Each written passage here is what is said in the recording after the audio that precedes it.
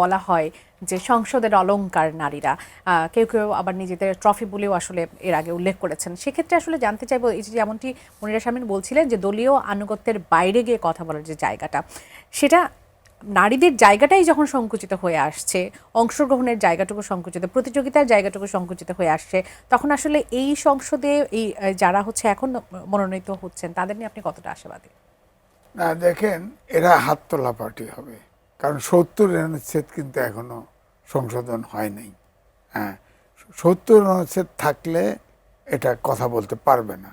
দ্বিতীয়টা হচ্ছে যে প্রশ্নটা আসছে, তার আমি চিটাগাং থেকে শুরু করে ইয়ে পর্যন্ত, আপনার কি জামালপুরের উল্টা পাশে ওই পর্যন্ত আমি, হ্যাঁ হ্যাঁ শেরপুর, আচ্ছা আচ্ছা, পুরা হিল আমি হেঁটে লিখছি এবং আমি রিপোর্ট করেছি। ওখানে তো নারী শাসিত সমাজ ব্যবস্থা।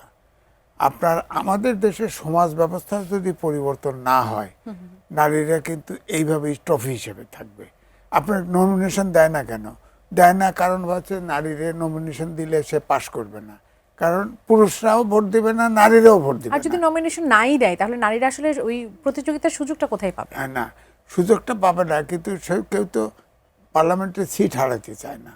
এই জন্য এই যে সিট তৈরি করছে, ধরেন এই যে এখন মনিরা শারমিন বলল যাদেরকে নেওয়া হলো, এদের ভিতরে খারাপও আছে ভালোও আছে, রাজনীতি করেছে এমন আছে, ভালো আছে খারাপও আছে, কিন্তু এরা যত ভালোই থাকুক না কেন, হাত তোলা ছাড়া তো কোনো রাস্তা নেই। আমার যে প্রতিশ্রুতির কথা তারা আসলে বলছে, আমরা পিছিয়ে পড়া নারীদের নিয়ে কাজ করব, আমরা নারীদের মঙ্গলের জন্য কাজ করব, নানা ধরনের সুযোগ সুবিধার জন্য কাজ করব, সেই সুযোগটুকু তো সম্ভবত তারা আসলে পাচ্ছে। এটা বলার জন্য বলা, হয়তো চেষ্টা করবে। হ্যাঁ, এখন সে এমপি হবে, ধরেন হলে চেষ্টা করবে যতটুকু সম্ভব, হয়তো এক সময় তার ক্যারিয়ার বিল্ড আপ করবে। কিন্তু আমি বলছি যে সমাজ ব্যবস্থা পরিবর্তন, ধরেন পড়াশোনা এখন নারীরা ভালো করতেছে, গড় আয়ু নারীরা বেশি। সবচেয়ে আশ্চর্য হবেন, আমি লিখেছি পৃথিবীর ভিতরে সবচাইতে আমাদের বাংলাদেশের মানুষের গড় আয়ু বেশি এবং নারীদের গড় আয়ু আর 2 বছর। এটা আপনার বিশ্বাস হবে না, এটাই সত্য। আমরা তো জানতাম আসলে জাপান বা এই ধরনের দেশগুলোতে বেশি, সবথেকে আমাদের গড় আয়ু সবচেয়ে পৃথিবীর ভিতরে বেশি। কারণ আমি তখন নিজেই কল্পনা করলাম যে কেন এটা বেশি।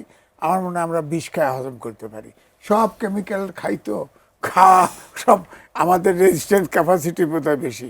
আর মেয়েদের আয়ু বেশি, তারা ঘরের পরিশ্রম করে বেশি, খায় অল্প, পরিশ্রম করে। ধরে বাসার যে পুরুষ যে আছে সে আগে খায়, অশিষ্ট থাকলে সেটা খায়, অল্প খায়, বেশি কাজ করে।